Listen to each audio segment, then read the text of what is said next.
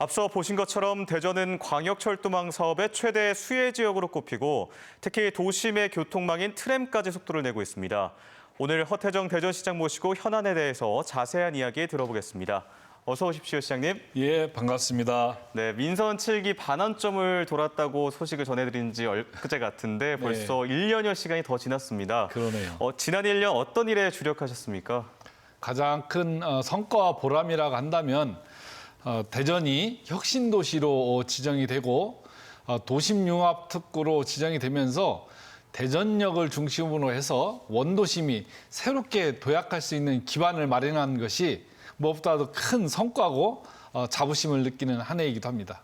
앞서 보신 보도대로 대전을 중심으로 촘촘한 충청권 광역철도망 구축을 비롯해 도시철도 2호선 트램 노선 확정 등 특히 교통망이 큰 진전을 이뤘습니다. 앞으로 어떤 기대를 하고 계시는지요? 대전이 철도를 기반으로 한 광역교통망 체계를 구축하고 시민들이 편리하게 이용할 수 있도록 하는 기반을 만들었다는 데서 무엇보다 뜻깊은 한 해이기도 합니다.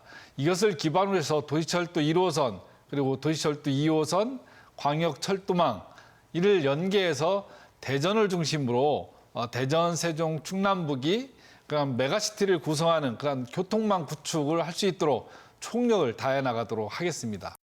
자, 코로나19 얘기를 하지 않을 수가 없죠. 방역도 중요하지만 이 사태가 1년을 넘기면서 경제 분야 그중에서도 소상공인 피해가 아주 심각합니다. 이들을 위한 지원과 경기 회복을 위해서 어떤 것들이 추진됐는지 또 앞으로의 대책도 궁금합니다.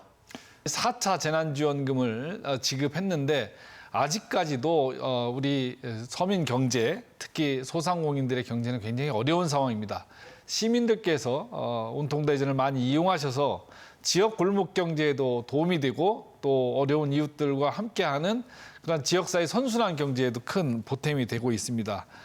백신 접종에 최선을 다해 나가도록 하겠고 시민 여러분들께서도 지금 6월, 7월 이 두 달이 굉장히 중요합니다. 힘드시지만 방역수칙 잘 지켜서 더 이상 코로나가 확산되지 않도록 시민 여러분들의 적극적인 협조도 부탁드립니다.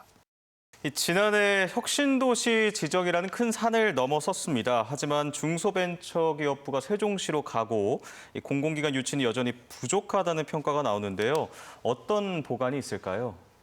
중기부는 이전하지만 기상청을 비롯해서 4개 공공기관이 대전으로 이전하는 것으로 최종 확정이 돼서 실제 이전되는 숫자는 1,400여 명에 이를 것으로 보여져서 이런 고용이라는 측면에서 놓고 보면 결코 손해보는 일은 아니었다 이렇게 생각이 됩니다.